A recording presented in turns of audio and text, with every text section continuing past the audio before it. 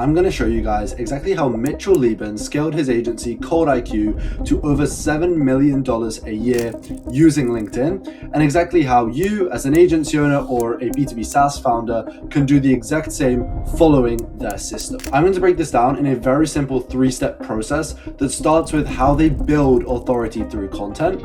It will then get into how they capture leads through their content, and then it will talk about converting those leads into paying clients. And this isn't a retention tactic, but if you do skip over one of these steps, the system simply will not work for you. So if you're serious about turning LinkedIn into a revenue source for your business, I'd recommend you watch this closely and take notes right till the end. All right, guys, so welcome to the $7 million a year Cold IQ LinkedIn system. This is everything we're going to be going over today. Tons of value, and I'm excited to show you guys. So there's 7 main parts to the system, and we're going to start with part number 1, which is the profile foundation. Okay, so the profile is a landing page, not a resume. A lot of people try to use the profile to say, hey, look, I'm the CEO of this company that nobody knows about, or other irrelevant things that literally do not matter to your goals with LinkedIn, which is either going to be growing your audience or it's going to be converting customers. Most people watching this video are going to be business owners who actually want to generate revenue from LinkedIn. And if you want to do that, you need to optimize your profile. So the typical flow on LinkedIn is somebody sees a post, they then click on your profile, and then on your profile, there should be some next steps, right? There should be either a website link, there should be a free lead magnet, or some type of Calendly or something else, right? There should be somewhere for the people who are interested to work with you to go once they land your profile. The easiest thing you can do right now is you can just go straight up to LinkedIn and you can go to your profile and you can get premium. And if you get premium, you'll be able to add a custom button just like this one, which says visit my website, and you'll be able to go and just link that to whatever you want. And this is kind of like the biggest, and this is kind of like the main conversion mechanism that you'll have on your profile. And that's the easiest thing you can do. A lot of people I talk to, they don't even have that, which is like the bare minimum, okay? But now when it comes to actually getting as many people as possible to click that button, there's a few things we need to do. So the first thing we need to optimize is the headline. So a weak headline would be something like building better business stories, right? A stronger headline would be something talking about, the exact industry that you work with, and a bit more detail on like what you do for them, which in this case you're saying create predictable client acquisition with AI. An even stronger one would be something saying build a platform used by 600,000 people searching for agencies every month. And Michel Lieben, he's the CEO of Cold IQ. I will break down his profile very shortly, but the general framework should have each of these 4 elements. So target audience, the key outcome that you achieve, the unique category or mechanism that you achieve that with, and then some sort of recognizable proof or something that makes you stand out. Now into Michel's profile. So the very first thing that you look at when you see someone's post on LinkedIn is their profile picture. Now you can see here he's got a super clear one.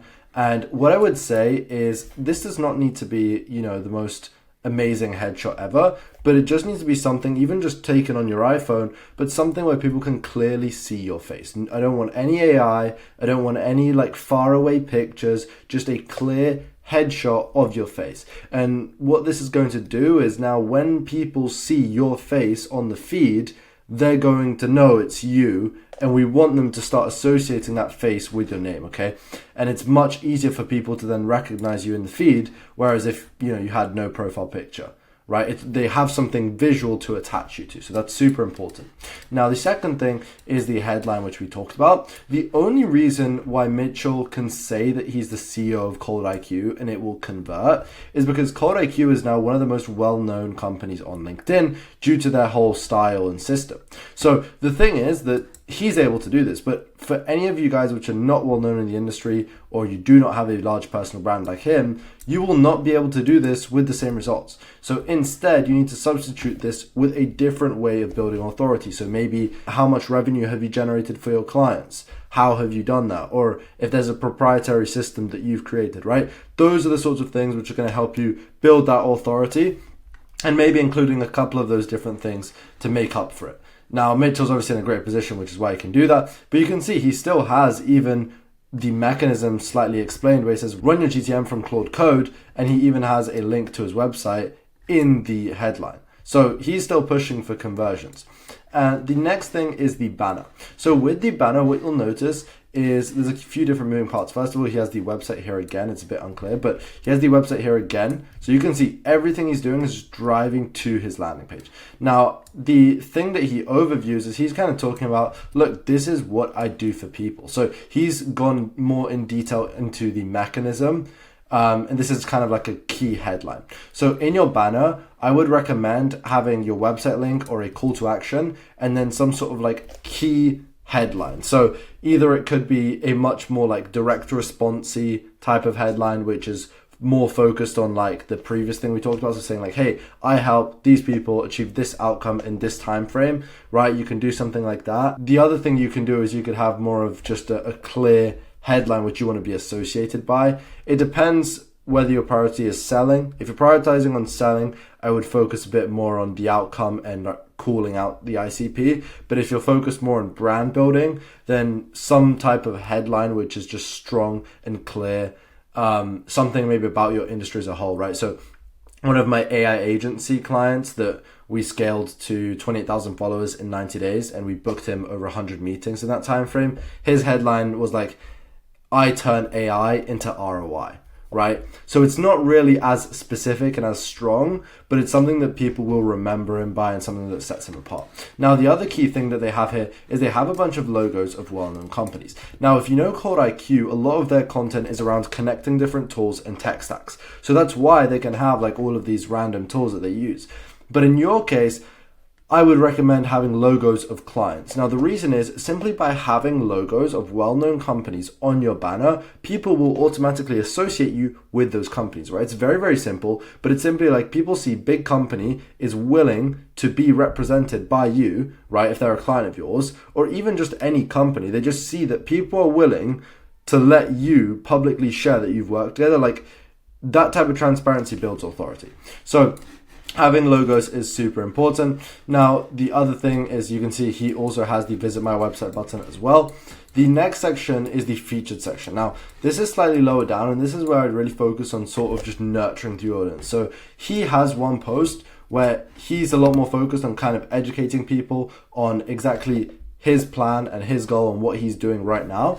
But then he also has a link here to his YouTube, right? Because Michel knows that LinkedIn is great for building trust, but if you want to accelerate that, what do? You get people to consume content from you of other formats, especially video content, because video content is the fastest trust building type of content that you could ever create because people can hear you, they can see you, and you're also probably visually explaining something and they're also going to get value from it, right? So it's the ultimate trust building content. And yes, LinkedIn is kind of the centerpiece and that's what's going to drive them there. But it's important to have some sort of video content in the mix when possible, especially with the featured section, right? Because the idea is somebody's seen this part of your profile, they either have clicked this stuff or they're still interested or they haven't clicked it, they haven't been stimulated. So maybe they're kind of on the fence, right?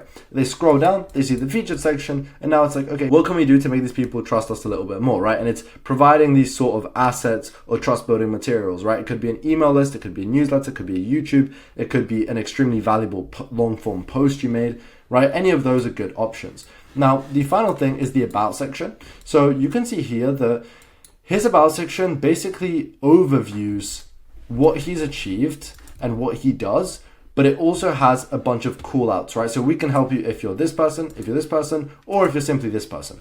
Now, that's the exact same way I do it. So in my about section, I say, hey, if you clicked on this section, I know one of these 5 things about you, right? Number 1, you're struggling to generate leads. Number 2, and it's basically like 5 different options of people who, okay, if they were actually like remotely interested in what I have to offer, they're either like struggling with leads or they've tried LinkedIn, but they don't know what to do, or they're getting reach, but they're not getting revenue, right? So all of these different things and kind of calling into and speaking directly to your ICP and the different situations that they find you in.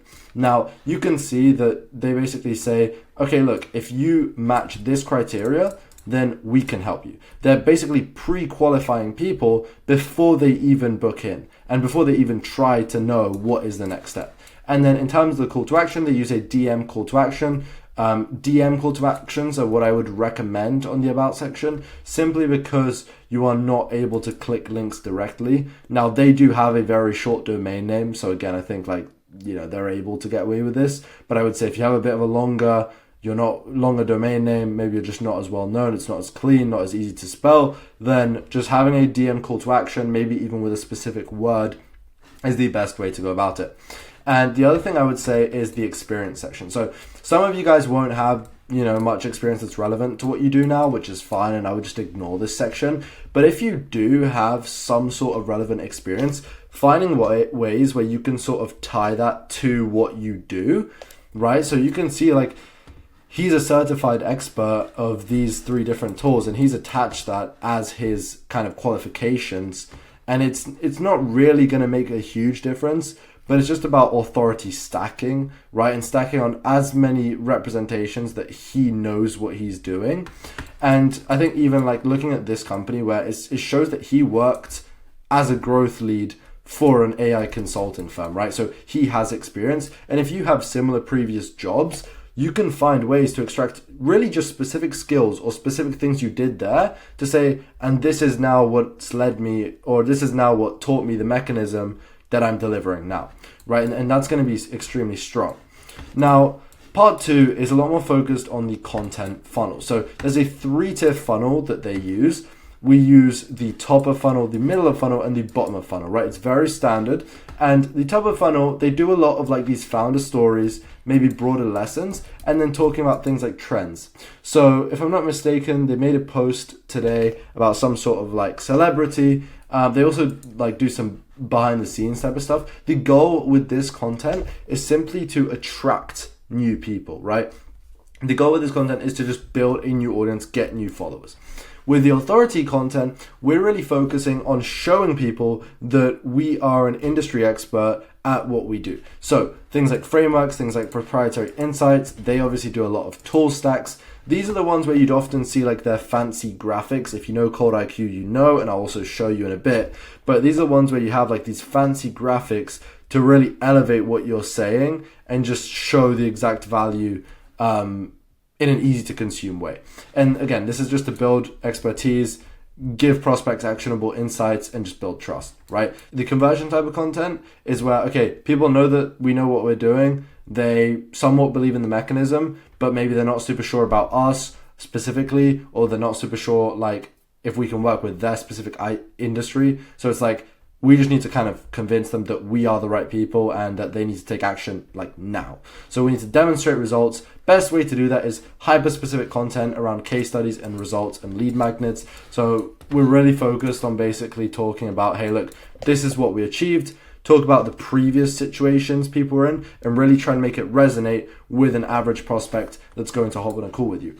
So, an example of a top of funnel post would be, we thought our journey from 0 to 10 million would end at 0, right? And talk about maybe some failures and now about how they got to where they got to. Now, the truth is, some of you guys that are going to be maybe less than 1 million, it's actually going to do you a disservice to talk about this sort of stuff because you're not big enough yet, right? And maybe even you feel this way even if you're bigger. So what I would recommend if you're a smaller company is you focus more on your ambitions and on what you're on track to do, right? So you would say, hey, look, we just started this many months ago and we've just set this massive goal. And you can set some stakes, right? So you could set some sort of stakes saying hey, look, if we don't hit 1 million ARR, or if we don't hit 5 million ARR, or if we don't hit this many users, or if I don't hit this many LinkedIn followers in the next 12 months, then I'm going to do this, right? A slightly embarrassing thing or something. Basically, we just want to show people your aspirations, and ideally this kind of aligns with the prospect. So Code IQ is a GTM agency, so they help people scale. So revenue is very relevant, right? But if you're somebody who helps people with operations, you might be focusing on reducing client churn. You probably want to talk about your own churn. You'd be like, hey, look, over the last 12 months, only 2 clients have ever left me. And then you kind of overview the story of those clients and you just keep it top of funnel, but you're directly showing milestones and what you're looking to achieve or what you've already achieved. Now, the second example is the middle of funnel. This is the value content. And really what I'd focus on here is just showing your expertise as I said before, like giving value. And value, it needs to be, number one, consumable. Number two, I would ask yourself, would someone pay for this information? Even like $5, even $10, even $50, right? But like if somebody would fundamentally pay for that information because they would get some form of an ROI or a time saved, then it is valuable information. The bottom of funnel is where, again, we're just focusing on converting. So I would really focus on saying, hey, look, we generated this specific outcome in this time frame using this mechanism. And you would focus a lot more on the what rather than the how and the why. So you want to focus more on like, hey, look, we implemented this at a high level. You don't want to give them the exact steps to lay out. The steps to achieve that outcome should be to work with you, right? With the bottom of funnel posts. Now, if you're doing 5 posts a week, for example, you probably want to do 2 top of funnel, 2 middle of funnel, and 1 bottom of funnel, right? So 2, 2, 1. Very simple. So we could do like a broad insight, kind of just talking about the industry as a whole, right? This is maybe a little bit more top of funnel. We would then do maybe a proprietary insight. So what that means is using internal data or internal metrics or internal insights that you have and only you have access to because of something you have personally learned, and sharing, a learning from that or a lesson, or hey, look, now you should avoid this because otherwise you won't go viral. Right, that type of thing. You would then also do a top of funnel post, which is more focused just on your founder story. One thing that I kind of realized is that you are building your personal brand at the end of the day. So you're not building a company brand, and people need to get behind your personal brand. So share stuff about your story, share some of your failures, share where you've gone, share what you've achieved, and ideally in a way that like the audience can kind of get behind you and resonate with you. And if you even only do one of these a week, it's just going to help set you apart from everyone else, because everyone else is so focused on being so professional, or they're doing way too much of this where nobody trusts them enough to buy. So with this, you're able to set yourself apart whilst maintaining your authority. I would then do 1 bottom of funnel post where it's a case study. If you do not have case studies, you would just do a breakdown of a large company or a large name and you would tag them, right? So for example, right, if I was doing cold email, I could break down how our B2B or a large software company that I know that you can just research is using cold email to generate leads, right? Very simple. And honestly, I'd even recommend that type of content even if you do have case studies, because that way you're able to use these large authority names and you're able to associate them with your brand and still showcase your expertise by breaking down their strategy. Friday, this is more of a middle of funnel post. Kodak, you would probably do some sort of like tool list, right? But you could also turn this into some sort of lead magnet. You would basically pick a pain point and you would create a post which gives away a resource in the comments and it solves that pain point, right? So for example, Kodak does a ton of like Claude Code related posts. So they do like Claude Code for Facebook ads or Claude Code for GTM, right? And this just saves people a ton of time that they would traditionally take like for the GTM strategy, for the scripting, things like that, right? So that is really, really powerful. And if you do lead magnets, I would recommend doing Claude Skills. Now, you can solve anything if you have the numbers, but we need the numbers, okay? So what do we measure for each type of post? So if we're making a post with the goal of reach or growth, which is usually more of the top of funnel posts, we're going to be looking at impressions or followers. If we're doing middle of funnel posts where we're looking for authority and trust, we're going to be looking at profile visits, maybe comments, and potentially saves and shares. And then if we're looking at that bottom of funnel conversion posts, all we care about is booked calls. Like at the end of the day, all we care about is booked calls. Did anyone say they're interested in the DMs?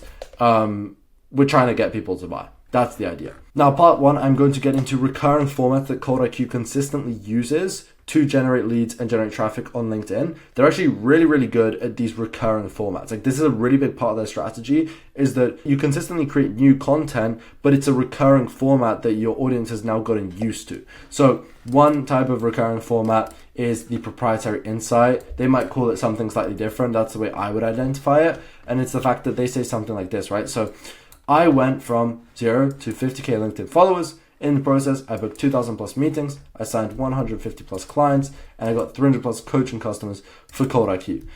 That was a mouthful. Here's how I did it, right? So if somebody sees this, these are your personal results, and he's mentioned 1, 2, 3, 4 different personal metrics, right? And when you group those together, the possibility of someone having the exact same metrics as him and having achieved those numbers is unbelievably unlikely, right? So it basically just means that this post is fully unique to him. You would not receive any insights if it wasn't from him. And if anyone is remotely interested in achieving any of these 4 outcomes, they are going to read the post, okay? Now, in the post itself, you want to make it very specific. So first of all, you talk about the why. So in these middle of funnel posts, you talk about the why. So he talks about, hey, look, my insight is that if you're considering posting here, like his insight is that you need to start posting, right? And he says why. And so he talks about 1, 2, 3, 4 different reasons why you need to start posting. And then you also talk about the how. And that's exactly what you need to do with middle of funnel content, is you talk about the why and the how. That's exactly what you need to do. So you have a key insight, you explain why you believe it or what's important about it. And then you explain, okay, now you understand the insight, how do we actually use this and how you actually execute based off it, right?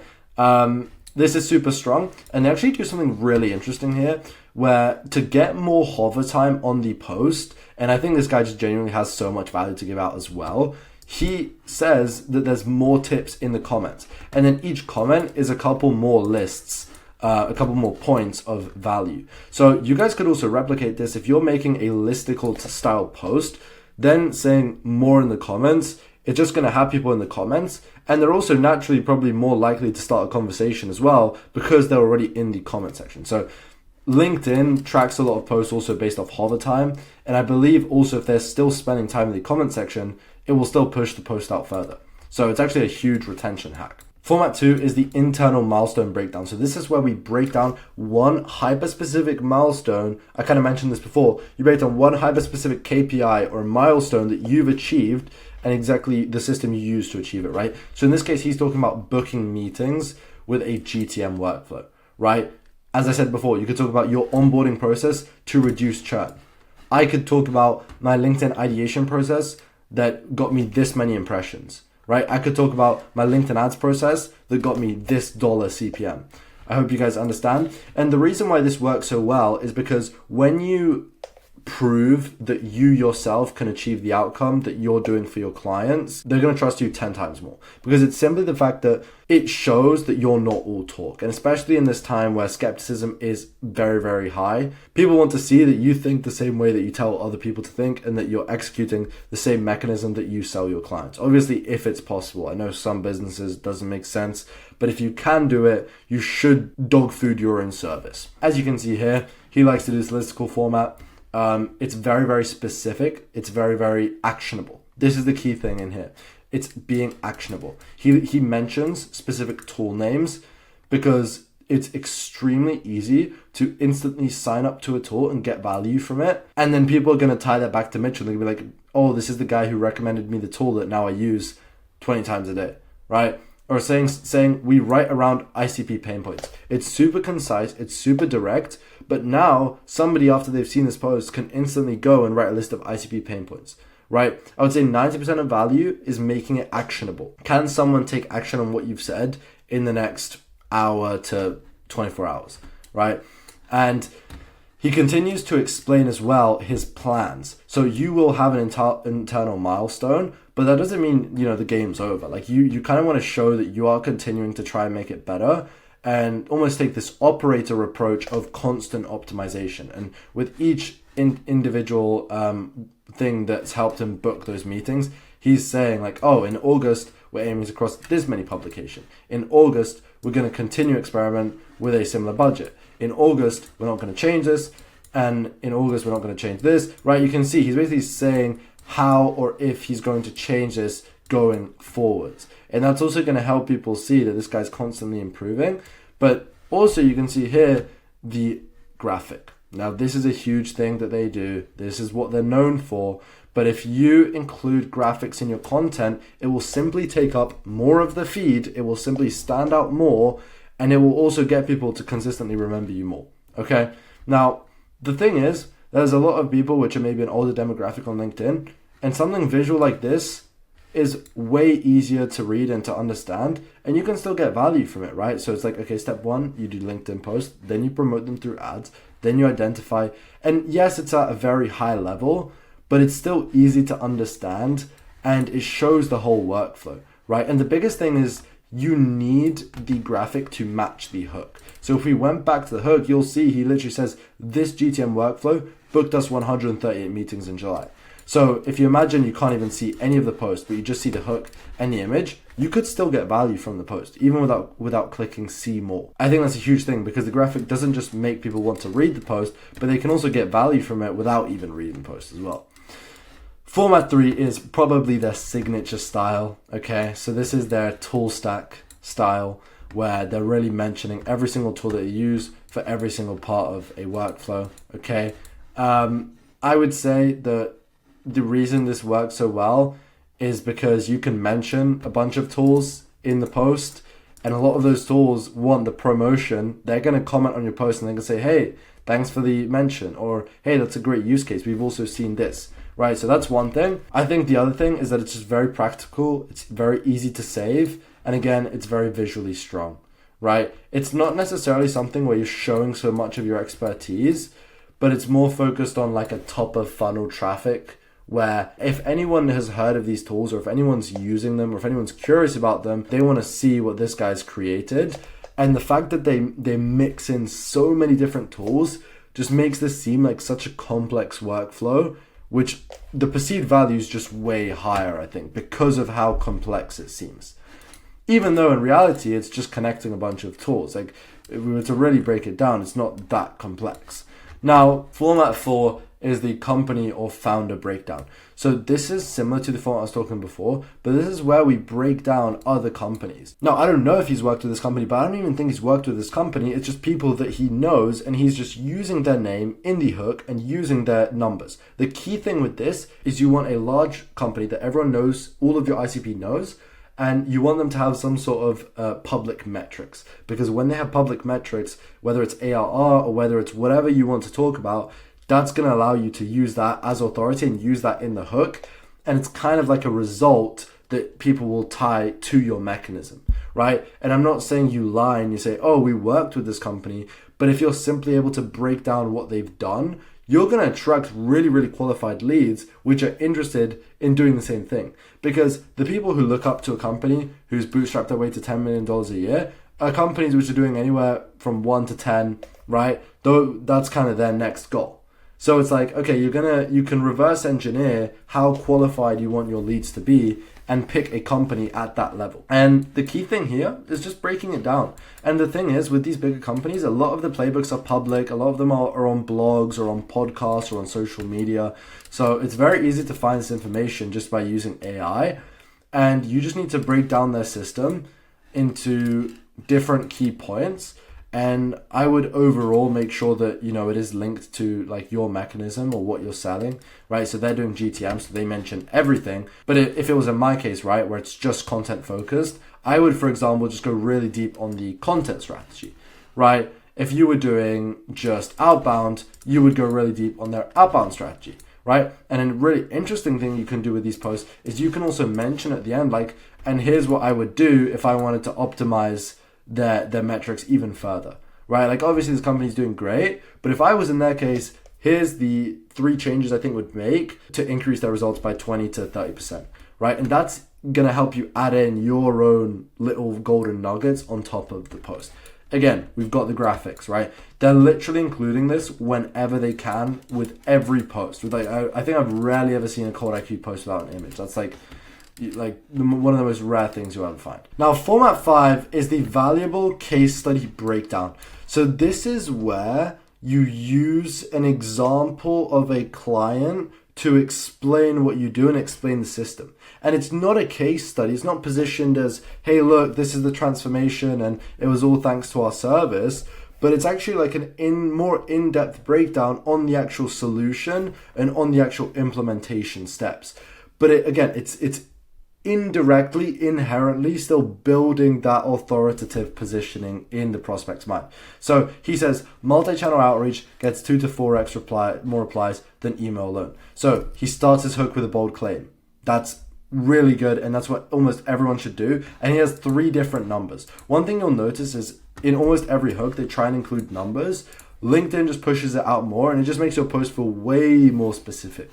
And then here he has the case study where he says, we literally just took a client from 1.8 to 4.3% positive replies just by layering channels. He even explains a little bit of the client's niche, right? And this is really interesting because you should tie this to your ICP, right? And what that means is now anyone who is a B2B SaaS, who's maybe doing email or who's interested in getting more leads from outreach, they're like, okay, this is super relevant to me. I want to know exactly what he's done, right? So he's not saying, oh, B2B, this post is only for B2B SaaS, but what he's doing is he's simply making it feel more targeted to those people. And they're also going to subconsciously notice that he's working with the exact same industry and he has achieved amazing results for them. Okay. He breaks down the whole system. Again, very, very focused on value. And he ends by concluding with the final result that he achieved. The other thing he does is he asks a question to start a conversation. Which channel are you leaving out? And he actually has this call to action at the end where he's asking and he's almost calling out people which are making the mistake which his client was making in the beginning. He's like, which channel are you leaving out, right? If you're leaving out any channel and you're not doing multi-channel outreach, you're getting a lot worse results, which is the same mistake his client made, right? And anyone who does reply to that is also a potential lead that you could reach out to in the comments or then DM. And even if it doesn't directly get a bunch of conversation, it's going to get people thinking. And I think that's a really big thing that people miss, is that even if your call to actions don't directly get leads just yet, people are starting to think about that. They're starting to realize, wait, I'm missing channels. Wait, I need to do multi-channel outreach. Like, this is something that Mitchell's done. He's done it in my exact niche. He's done it properly. He's gotten amazing results. Like, you can see how this starts to build sort of a paradigm where all roads kind of lead to Mitch. Now, format 6 is an educational/internal process breakdown. So this is almost where you want to kind of flex about how dialed in your fulfillment is, right? In this case, he's talking about the clay table he runs for every client, right? For me, it could be, this is the content interview process we run with every client. Or it could be, this is the post tracking and content research system we run for every client to find viral posts in their exact niche, right? So breaking down just one of the systems or one of the automations or one of the processes that you have in your fulfillment that helps you achieve the results you do, right? And he's literally, it's a very, very simple hook format. It's saying we implement this process for every client at our X, kind of metric agency. If you can do some sort of variation of this, that would be amazing. And then he still mentions the result that achieves in the hook as well. And then it's the usual thing. It's just very actionable, it's very valuable, and it's a listicle which overviews exactly what it does, right? And the thing is, this is a clay table, but it's not going to be easy to actually to recreate this. Like, it does explain, right, like what it does, but to actually go out and create this whole table, like nobody's going to do that. Like, maybe 1% of people, 0.1% of people would do that. But the great thing is, because this is your fulfillment, because it's internal to you, and it should be kind of a bit of a complex process, the goal with this is slightly more focused on educating rather than action. Okay?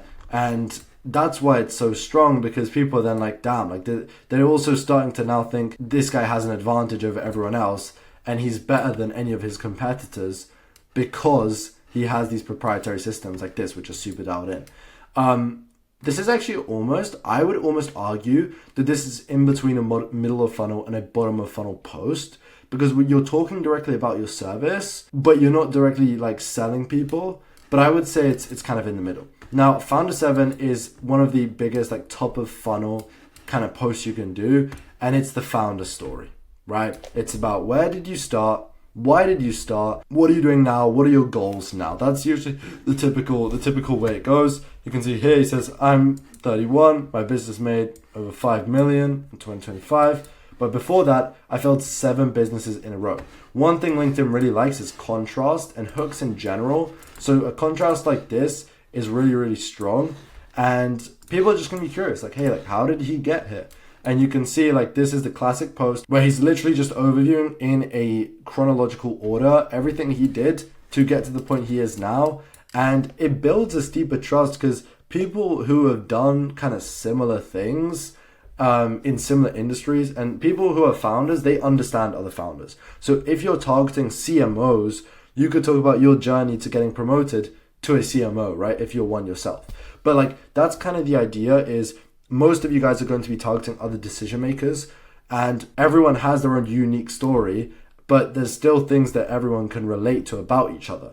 And it's just gonna, again, it's gonna make people kind of get behind you, but not only see you as, oh, it's some GTM expert. No, it's like this guy which runs a massive agency. He's been at it for a while, and he's actually like super inspirational, and you're almost even idolizing them. Or you simply just respect them a lot more. Format 8 is the lead magnet. And guys, I saved the best for last because this is my absolutely favorite format. And for anyone that says lead magnets do not generate revenue, this is going to answer it without me even having to say a thing. These guys generate $7 million a year, and they do multiple lead magnets every single month across their profiles. So one example of a recent one they did was talking about how Claude Design dropped, and they literally just created a guide, and they told people to comment and they'll DM them the guide. Now, why do lead magnets work so well? If you've seen my other videos, you understand. This one did very, very well because they mentioned something which dropped recently. This is probably the number one key thing that's shifted with lead magnets now with LinkedIn, is that people do not care about as much about evergreen knowledge, but they're a lot more focused on trends and novelty. Novelty specifically is really, really strong on LinkedIn. So if there's a new trend, if there's a new AI tool, if there's a new report with new data that you can kind of link to a resource that you created, all of that is absolutely amazing. And the key thing in a lead magnet is you want to leave this kind of open loop where you're overviewing, look, exactly what's inside it and some of the results that have been achieved by it. But the truth is, if they want to get the value, they need to comment. They're going to see this, they're going to see the perceived value, and they will be very likely to comment, especially because humans, they don't want to know, oh, look, there's this amazing resource. It's achieved the exact results I want to achieve, but I can't get it right now. And to be honest with you, if you comment, for 5 seconds, if you take 5 seconds to write a comment and you receive a truly valuable resource, I would argue that's an extremely valuable exchange. And what happens is every single person who commented is also going to connect with him, which means that they follow him. And every person that comments, he's also going to DM them. So he's starting conversations with every single person. And also, I'd be extremely surprised if he wasn't gating these behind an email opt-in page. So that's also going to build his email list as well if he's decided to do that. Now, the content creation system. So Cold IQ does not start with a blank page. They don't just like text ChatGPT saying, hey, create 10 post ideas, right? Like, the idea is fundamentally the most vital part of a post. It's not necessarily what judges all of the post performance, but it's like, if you don't have a good idea, your post will not go viral, full stop. Okay. So the first thing they do is they study proven creators. So you can go to someone's profile on LinkedIn and it will show you on the right hand side a list of other similar profiles. You should go and click through and you should start making a Google Sheet of all of these different people, and you should be checking their profiles either automatically or manually regularly. Now, the thing you can also do is you can use Taplio or Scribe to find their highest performing posts filtered by engagement. Okay, and this is basically going to allow you to see like what are the outlier posts, what are their best posts ever talked about. Even if it's in a different niche, you can still take that format and then take it to your niche. And that's kind of the key thing we're looking for here, is like formats, right? So it's like, in this case, it's like the workflow format. It could be the tech stack format. It could be a specific type of case study format, right? All of these are formats which then you can easily input your own information, your own value, and just turn it into your own. The format would consist of hook, structure, length, visual, tone, CTA, etc. Like, fundamentally, why did it work? Step 4, as I said, you would add your own original experience, numbers, data, value, and proof as well. And then step 5, you would slowly build a swipe file of all these proven formats. You'd also test them for yourself. Some will perform better, some will perform worse. And then from there, you're kind of replicating this proven LinkedIn system without copying anyone's content, but you already have all the content that's optimized for the algorithm, if that makes sense. So like a proven type of post would be like, oh, these are the 11 tools that every X type of person needs, right? Like, we've seen those everywhere, right? Like, this is a massive format. And Cold IQ changed it to, this is the complete tech stack behind our $6 million agency. right? Like it's the exact same format. Now this is like a very, very huge general format, but you could find LinkedIn specific ones with LinkedIn specific creators, and you can engineer your feed in a way where it will just keep feeding you these amazing like bangers to template and to leverage. And yeah, with this one, you can see he's just basically made it all of his own tools. And the way he's made it his own is because it is his own tool stack of tools he's actually used to achieve an outcome that he's actually achieved, which is 55,000 LinkedIn followers. So it's like tools for a specific use case that you've personally used, right, with this specific format. So that's just an example. Now, the second last thing is the packaging and the publishing.